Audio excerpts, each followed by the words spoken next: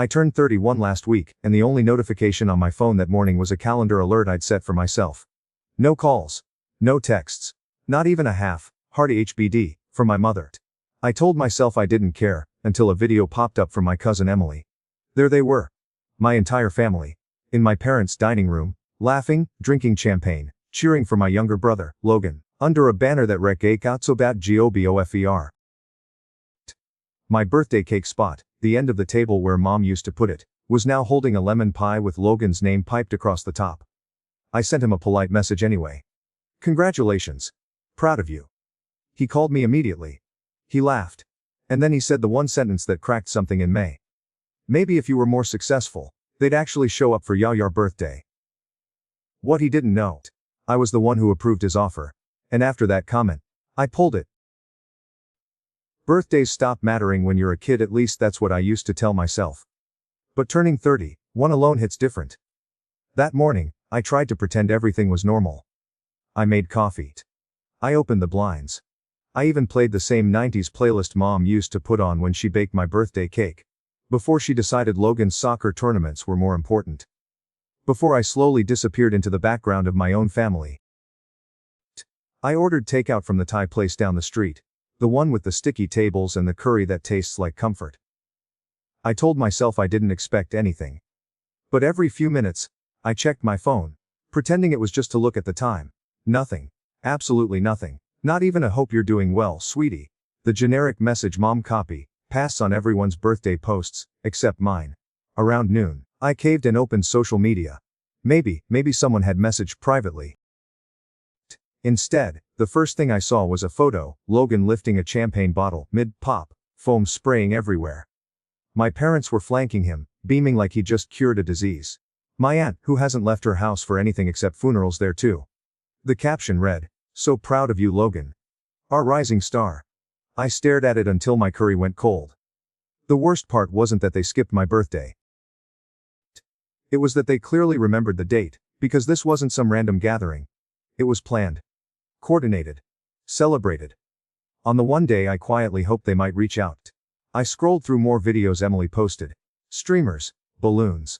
A cake, my mother's lemon cream cake, the one she only makes when she's truly proud of someone. I hadn't tasted it in a decade. Someone shouted in the background, "Speech. Speech." Logan grinned like a man already giving a TED talk.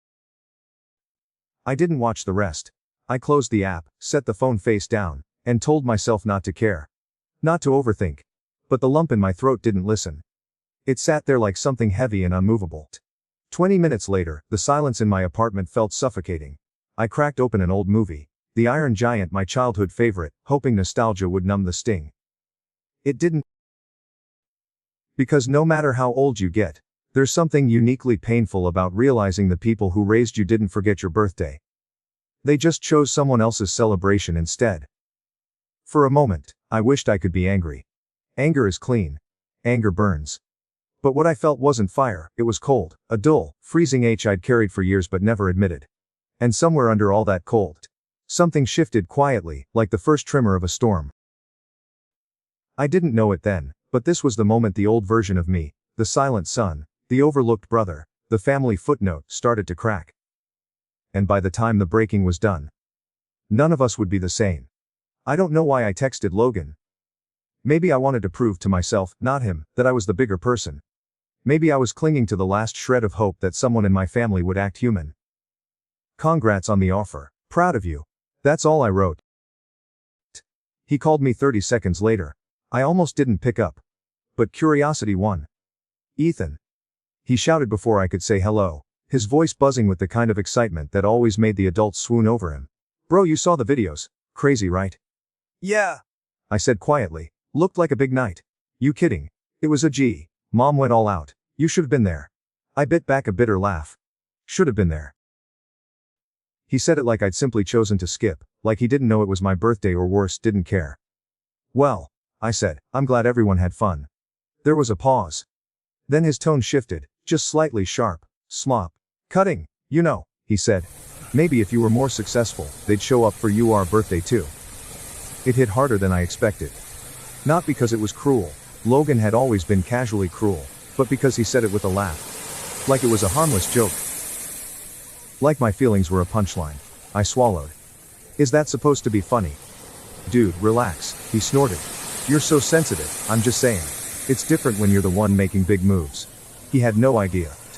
Not a clue. He didn't know I had seen his file on my desk 2 weeks ago. Didn't know I recognized his resume instantly, same showy formatting, same exaggerated achievements. Didn't know I was one of the people responsible for giving initial approval. And he definitely didn't know the offer wasn't finished yet. Logan, I said slowly, you do realize the role isn't final, right? Oh, no man. It's done. AR told me the green light came through. I'm basically locked in. He chuckled, lowering his voice like he was about to share a secret. Between you and me, they probably saw potential. Not everyone gets this shot. My jaw clenched. Right. I murmured. Not every. Then he added the part that broke something clean in May. Honestly, Ethan. It's kind of nice finally being the successful one. You've had your little tech job forever, but nobody really knows what you do. Mom always says it's confusing. But this they get. This they can be proud of. I stared at my wall at the faint shadows cast by the TV screen. The Iron Giant stood in the snow, protecting a boy who saw him, really saw him. My family had never done that for me. But Logan thought they had always done it for him because he was special. Logan kept talking, rambling about his plans, what office he wanted, how he'd decorate his desk, the team. He was excited to lead. Then he made the fatal mistake. I mean, you get it, right? When you're the star, people show up. When you're, well, you, not so much. Something inside me snapped so silently I almost didn't notice.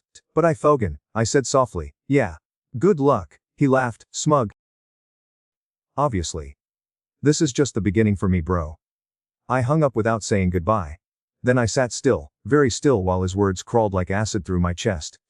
He had no idea I was the one who gave him his big move. No idea I had the authority to pull it. No idea how hard I had worked to get where I was while he coasted on charm and family adoration. For the first time in years, the silence didn't feel suffocating, it felt decisive. By the time I finally stood up, I already knew the offer wasn't staying. Not after that call. Not anymore. And this time, the one who wouldn't show up for him was me. The morning after Logan's call, I woke up with that same crawling heaviness under my ribs, the kind that makes breathing feel like work. I checked my phone out of habit. Nothing from Mom. Nothing from Dad. Nothing from anyone who shared my last name. Instead, the first notification was a Facebook tag. Barbara Parker posted a photo. I didn't even need to open it to know. Still, I tapped it. There was Logan again, standing in front of another banner Mom must have printed at her office. This one said, few we are. Underneath, a caption. So proud of Logan for achieving what he's worked so hard for. Worked so hard for. I almost laughed. Logan has never worked hard for anything in his life. Things simply fell toward him. And when they didn't, Mom shoved them into his hands until they fit. I scrolled through the comments. Aunt Marlene saying, he's always been destined for greatness. Dad writing, or boys going places. Cousins dropping fire emojis and, let's go. Like it was some sports victory. Not a single mention of my birthday the day before. Not a single, sorry we missed it. Not even a digital confetti emoji. The part that cut the deepest wasn't the forgetting. It was the deliberate remembering of everything but me. I shut off my phone and tried to focus on work. I had a meeting at noon with the engineering leads. One of those high-stakes update sessions where millions of dollars ride on timelines and dependencies. But even while reviewing architectural diagrams, my mind kept drifting back to the night before. His words kept replaying, maybe if you were more successful. It's nice to finally be the star. 1 year you people don't show up. At Elementary 42. Just before my meeting, I got a message on Teams from Melissa in HR. Melissa's HR, hey Ethan, quick flag, need to talk to you about an applicant you approved. Urgent. My stomach tightened. I knew. I already knew. I called her immediately. Morning, Melissa. What's going on? She sighed. It's about Logan Parker, your brother. He listed you as a loose reference on his application. I closed my eyes. What happened? Well, she said delicately. Is already updated his LinkedIn to say he's an incoming senior strategy lead. That's not the title, I said sharply. I know. And he's also been contacting 3 department leads, telling them he wants to sync on workflow, since he'll be overseeing parts of their teams. I pinched the bridge of my nose. Overseeing. He referred to them as future subordinates. I let out a slow, humorless laugh. Melissa wasn't finished. He also emailed our VP of operations asking if his office could have a window view since he prefers sunlight for creative decision making. I had to sit down. Ethan. Her tone softened. The background check found some inconsistencies in his resume. I didn't need details. I already knew they weren't mistakes. Logan would embellish oxygen if he could. Melissa hesitated. I wanted to loop you in before we escalate, since you're on the hiring board. I stared at my laptop screen. The blue glow reflected off my hands that had built the very projects Logan bragged about, wanting to lead. Thank you. I finally said. I appreciate the heads up. When the call ended, I sat there frozen, the weight of everything pressing down like a slow, moving avalanche. My family never asked about my work. Never asked about my promotions. Never asked how many nights I slept in the office to meet impossible deadlines. They bragged about me only when it made them look good. But Logan. He simply existed loudly, and they worshipped at the altar of his noise. And now his noise was spilling into my career, my territory, my world. A world he didn't earn. A world he didn't respect. A world he was about to walk into like he owned it. Until now. Because that was the moment something inside me clicked into place. For the first time, I wasn't hurt. I wasn't jealous. I wasn't that forgotten kid standing behind the camera while Logan posed for spotlight photos. I was angry, focused, awake. And I realized this. If he wanted to step into my professional life, then he was finally stepping into a world where I had power. Real power. The kind they never asked about, but should have. For the rest of the afternoon, I pretended to work. My hands moved across the keyboard, my eyes skimmed documents. My mouth said the right words in meetings, but none of it felt real. I was performing a version of myself on autopilot, while something heavier brewed underneath. A pressure building, slow and deep, like a fault line preparing to snap. By the time I got home that evening, my apartment felt too quiet. Too still. Too familiar with the silence I'd trained myself to live with. I dropped my keys on the table, kicked off my shoes, and sat on the floor beside the couch. The lights were still off. I didn't bother turning them on. My phone chimed, a notification. For a second, one stupid, hopeful second, I thought maybe someone remembered. Maybe mom. Maybe dad. Maybe a 2-day late, half-hearted attempt at decency. But no. It was a tag for Nunley. Another video from last night's celebration. I clicked it before I could talk myself out of it. Logan stood in front of a gold-framed certificate, fake, decorative, probably printed by mom at work. It said in bold block letters. FGR VI, Press Ident. He held a scotch glass in hand, pretending to look humble, but grinning like he'd already made fortunes 40 under 40. I watched the scene behind him, my parents, aunts, cousins. All clapping like he'd climbed Everest with his bare hands. Streamers hung from the ceiling, balloons crowded the corners, someone had even made a slideshow of Logan's journey. That was the word they used. Journey. As if coasting through life while being showered with praise was some epic struggle. Someone off camera shouted, "Speech. Speech." Logan raised his glass dramatically. He always had a flair for theatrics. "I just want to say. This job is only the beginning," he said. "Not just for me, but for our whole family. I've always said, success doesn't happen alone. It takes support, encouragement. And thankfully, I've always had that with you guys." Applause erupted. My mother's laugh, bright and proud, rang louder than the rest. And in that moment something inside me twisted. Not because he didn't mention me, I didn't expect he would. But because he said he did it with support. Support. The same support I never got. The same support I had to build on my own, brick by painful brick, while Logan's path was paved for him. My phone buzzed again. This time it was mom. I let it ring, let it buzz. Let it die. On the third try. I forced myself to answer. "Sweetie," she said too cheerfully. "We missed you last night." I didn't speak. She kept going, her voice airy and unbothered. "It was such a lovely evening. Logan really has grown, hasn't he? He gave the sweetest speech." I nearly choked. "Sweet. He mentioned," she continued, "that you might have helped with his job offer. Something about you working with that company." I exhaled slowly. "I sit on the hiring board." Silence. A brief flicker, just long enough for her to realize what that meant. "Oh," she said. "Well, that's nice." Nice. Like I'd handed him a coupon. "So thoughtful of you," she added. Thoughtful. The word scraped at me. Then. Almost as an afterthought. "And I guess that means you're doing pretty well too, right? Maybe one day you'll get promoted to executive." Promoted. As if I hadn't already passed that stage. As if she had no idea what I actually did. As if I hadn't spent years working harder than Logan ever would. Sure. I said simply. Maybe one day. We ended the call soon after. I held the phone loosely, my thumb resting on the screen, my breathing shallow. Everything felt blurry. Years of being overlooked blending into a single, suffocating truth. It was never about me not being enough. It was about them never wanting to see me. That realization didn't hurt the way I expected. It didn't burn. It sank. Heavy. Quiet. Final. I stood up, walked to my desk, and pulled open the drawer where I kept old paperwork. Certificates. Performance reviews. Awards. All the proof of a life I'd built in silence. I flipped through them like flipping through memories. Moments of pride that had nowhere to land.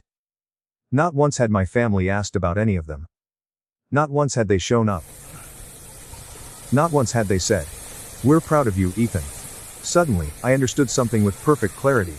If I stayed quiet now, if I kept letting myself be erased, nothing would ever change.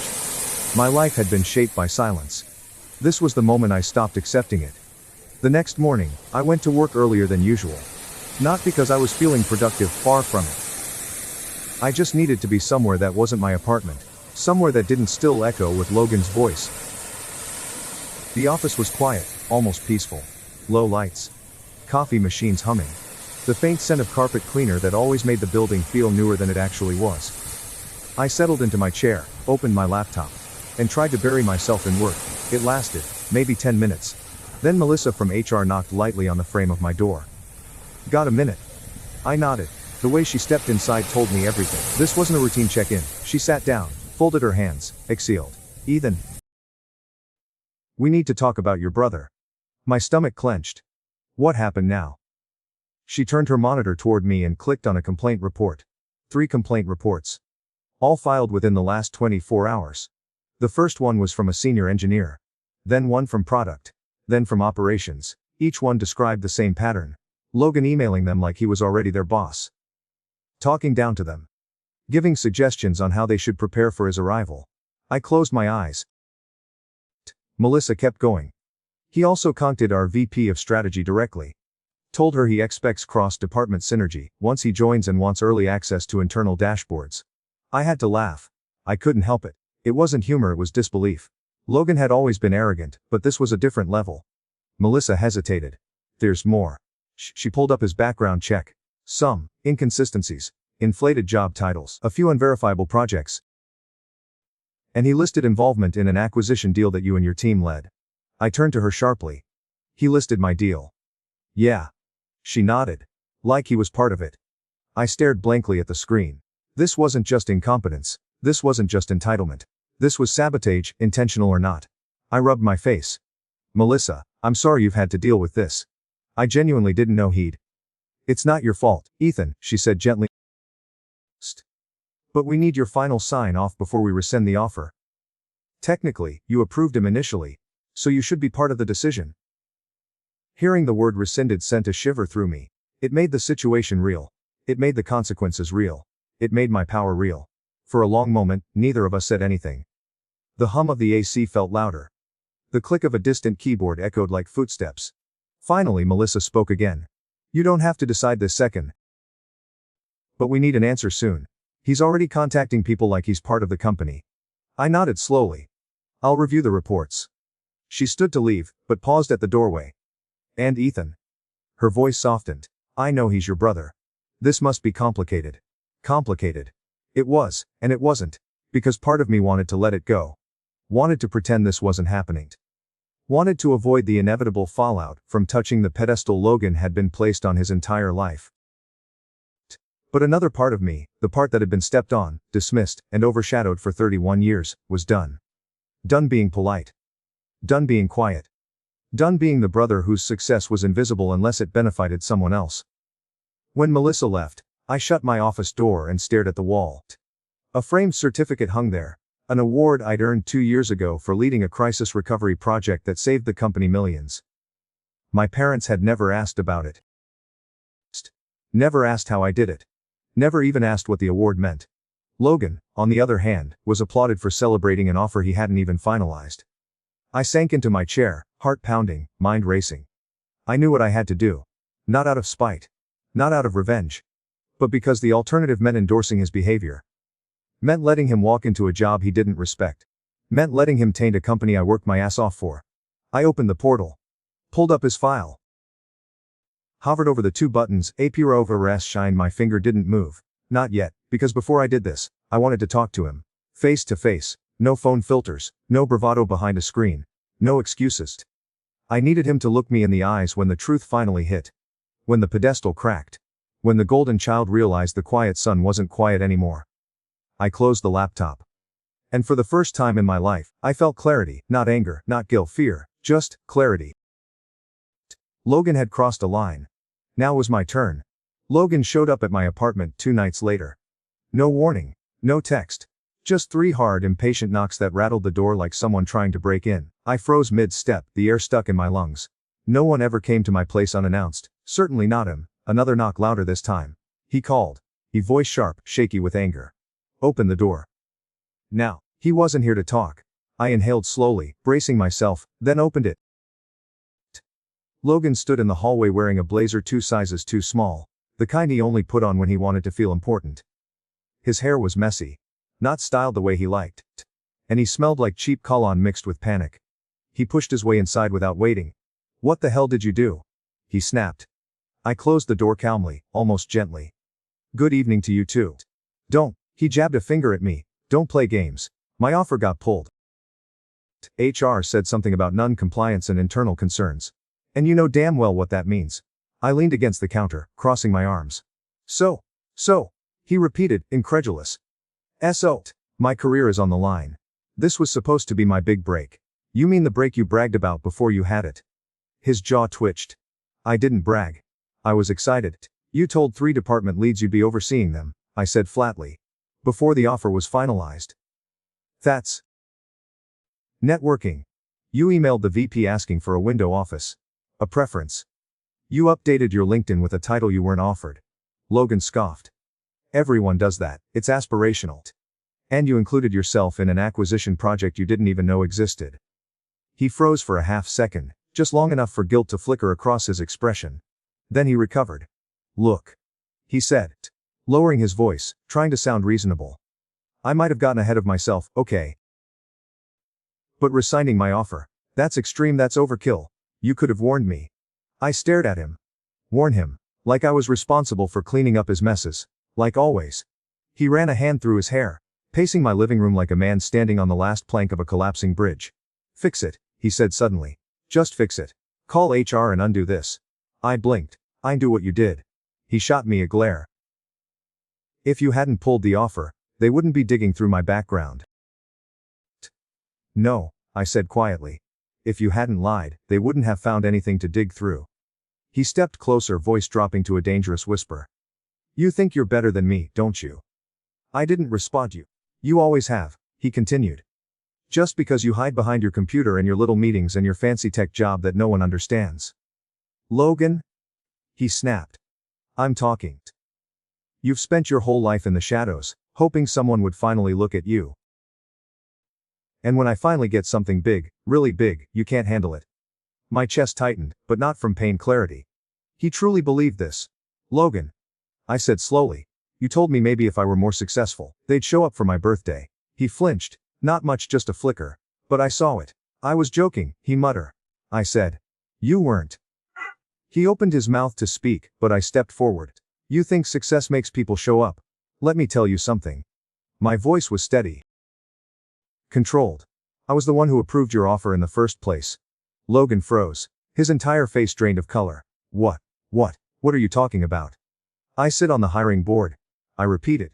Your application landed on my desk weeks ago. He stared at me like he was seeing me for the first time. You're lying. Why would I lie about that? He swallowed hard. So you pulled it. Because of what? A joke? You're that sensitive. No, I said. I pulled it because you weren't qualified. Because you lied. Because you disrespected people before you even had the job. Because you walked into a world I built, and acted like it belongs to you. His breathing quickened. They're still going to choose me, he said suddenly, quietly like a mantra he'd repeated his whole life. Mom. Dad. The family. They'll always choose me. I didn't argue. I didn't need to. He already knew I agreed. He headed for the door, but paused before opening it. "You ruined everything," he whispered.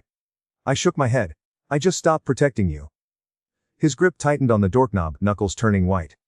He left without another word. I stood in the silence he left behind. Heart pounding, not with guilt, not with fear, but with something sharper resolve. For the first time in my life, I didn't feel small. I didn't feel overshadowed. I didn't feel like the forgotten son. I felt ready. Because Logan was right about one thing, my family would choose him. But soon, they'd have to choose with their eyes open. And I would make sure of that. My mother's email arrived 2 days after Logan stormed out of my apartment. Subject: family brunch. Let's clear the air, body. Things have gotten tense lately. Let's all sit together this Sunday and talk honestly. Just as a family. No drama, no yelling. We love you both. No drama, no yelling. Coming from Barbara Parker, that was code for, "Come here, so we can lecture you into apologizing to Logan." Still, I replied with one word: "Sure." Because this time, I wouldn't be sitting quietly. This time, I was bringing evidence. I spent Saturday preparing, printed every HR report, every complaint, every embellished bullet point from Logan's resume, every screenshot from his LinkedIn posts, every email where he referred to senior managers as future subordinates. And beneath all that, I placed one more document, a letter I'd written to my parents the night before. A letter about 31 years of being invisible. I slipped everything into a thick manila folder and placed it on my passenger seat Sunday morning. Then I drove to the house I grew up in. The stage is set the moment I stepped inside. I saw it. The same dining room where Logan's celebration took place. The same lemon cake smell lingering faintly. The same polished silverware reserved for special occasions. I guess today counted. Logan was already there, slouched in his chair with his arms crossed, wearing a look that said he'd been rehearsing his victim speech all morning. Mom hovered behind him, wringing her hands. Dad pretended to read the newspaper, though the paper was upside down. Aunt Linda sat near the end of the table. When our eyes met, she gave me a small nod, steadfast, supportive. Emily scrolled on her phone, biting her lip, clearly aware the air was charged with static. "Ethan," Mom said stiffly. "Glad you could make it." I pulled out the chair across from Logan. "Let's start," I said. Mom blinked. She wasn't used to me taking control of conversations. Dad cleared his throat. "Well, boys, things have gotten a little heated." Logan scoffed dramatically. "A little." Mom touched his shoulder. "Sweetheart, let's be calm." Logan exhaled loudly and looked at me. "Do you even know what you cost me?" He took that as permission. I had a future lined up, a real career. Momentum. People were excited for me. And then suddenly, out of nowhere, HR resigns my offer because of some serious concerns. "You blindsided me. Your own brother." I quietly placed the manila folder on the table. The room stilled immediately. Mom frowned. "Ethan, what is that?" "My side," I said. "Since nobody ever asks for it." I slid it into the center. "Go ahead, open it." Mom exchanged a confused look with Dad, then slowly lifted the flap. Her face changed instantly. Confusion, shock, then disbelief. Dad leaned forward. "What am I looking at?" "Facts," I said. The first page was the HR incident log. The next page of background inconsistencies. Then screenshots of Logan's LinkedIn, incoming VP announcement. Then his emails to senior managers. Logan's face drained as each page turned. "This is ridiculous," he muttered. "You kept all this." "What, you're spying on me now?" "No," I said. "This all happened in the last 2 weeks. HR documented it." Mom shook her head. "Logan, tell me this isn't real." He stood abruptly. "Oh my God, you're taking his side. This is insane. He sabotaged me." Emily whispered under her breath. "Actually, you posted all that publicly." Aunt Linda shot her a warning look, but her lips twitched. She wasn't wronged. I stayed silent until the last document, the embellished resume, was read. Then I said, "You lied, Logan. That's why your offer was rescinded." He glared at me, fists shaking. "Oh please. Everyone exaggerates on their resumes. And you, Mr. Perfect, couldn't stand that I finally had a win. So you pulled strings to ruin me." I leaned forward. "I didn't ruin you, I just stopped protecting you." The entire table fell silent. Mom gasped softly. Dad finally set down the newspaper, right side up this time, but I wasn't done. "The letter. There's one more thing," I said, reaching into the folder. I pulled out the folded letter, the one I spent 3 hours writing and rewriting. The one that felt like bleeding truth onto paper. "What is that?" Mom whispered. "My resignation," I said. "From what job?" Dad asked, baffled. Not from a job, I corrected. From the role I've been forced into my whole life. I unfolded it and began reading. To Mom and Dad. This isn't anger. This isn't revenge. This is acknowledgement. My voice was steady, but my hands trembled. For years I've tried to earn a place in this family. I worked hard. I accomplished things I was proud of. But you never saw any of it. Not because it was small, but because your spotlight never moved from Logan. I looked at them. Neither blinked. You celebrated his soccer participation trophies but ignored my academic awards. You posted about his failed business ventures but never once asked about the teams I led. Or the deals I managed, or the company milestones I built. Mom covered her mouth.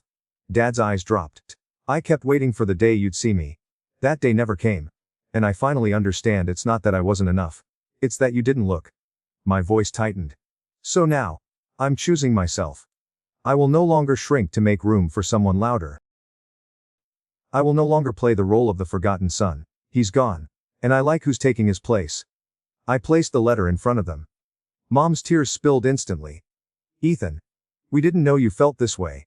That's the point, I said softly. You never asked. Logan shoved his chair back violently. This is pathetic. Sit down, Aunt Linda said sharply, the first time her voice had ever been that cold. Logan ignored her. You think this makes you look strong. It makes you look bitter. You burned our family down over a job. I turned to him. You want to know the difference between us, Logan? He folded his arms. Enlighten me. I build things quietly, you take credit loudly. I fix what you break. You brag about holding the pieces. And when people finally see the difference, you call it jealousy. He opened his mouth, but nothing came out. I wasn't finished. And one more thing, I said, leaning back. The room held its breath. You didn't just lose the offer. Logan stiffened. You've been flagged. What? He snapped. What does that mean? It means any company connected to our hiring portal, including the ones you were hoping to apply to next, will see the ethical red flag on your profile. He stared at me as if I had stabbed him. Email them. His face paled. He looked to Mom. To Dad. To anyone who would save him. Mom swallowed, her voice trembled. Logan, this is something you did. Ethan didn't destroy your opportunities. You did that to yourself. Those words, the first time she'd ever held him accountable, hit him harder than anything I could have said. His expression twisted. He grabbed his jacket. Stormed toward the door. No one followed. Not even Mom. For once he walked out alone. The aftermath of truth, the silence that followed was nothing like the silence of my birthday. That silence felt cold. Empty. Abandoning. This one felt clean, sharp, necessary. Mom cried quietly. Dad couldn't look at me. Emily stared at the table, wide-eyed. Aunt Linda squeezed my hand under the table and whispered, that was overdue. I stood. I'm not cutting ties, I said softly. But I am cutting the version of me that tried to earn love here. I'll visit, I'll talk, but I won't chase. Mom reached for me. Ethan, please. I stepped back, not unkindly. Read the letter, I said. All of it. Then I walked out. Without looking back. Because for the first time in my life, I felt like someone who finally remembered himself. The drive home after the brunch felt strangely calm. No shaking hands. No crushing guilt. No desperate urge to explain myself or justify anything. Just quiet. The kind of quiet that doesn't suffocate, the kind that lets you breathe. When I stepped into my apartment, I set the folder on the counter, looked at it for a long second. Then closed it for good. It had served its purpose. And so had the version of me who needed it. The distance that heals. For the first few days, my phone buzzed constantly. Mom, please call me. We need to talk. Dad, your mother's upset. You should apologize for the tone. Aunt Linda, proud of you. Here if you need anything. Emily, that brunch was, wow, are you okay? Logan didn't message, not directly. But I saw his new posts. A dramatic, self-pitying update on LinkedIn. Walking away from corporate toxicity. Sometimes you have to lose to win. A late-night Instagram story, a black screen with the text. Betrayal always happens closest to home. His usual audience of enablers chimed in with sympathy. Didn't correct the narrative. Didn't defend myself. Let him perform. I was done cleaning up after him, online or otherwise. With my parents, I replied sparingly. Short texts. Neutral tone. No emotional heavy lifting. For the first time, I set the terms. The world didn't end. They didn't disown me.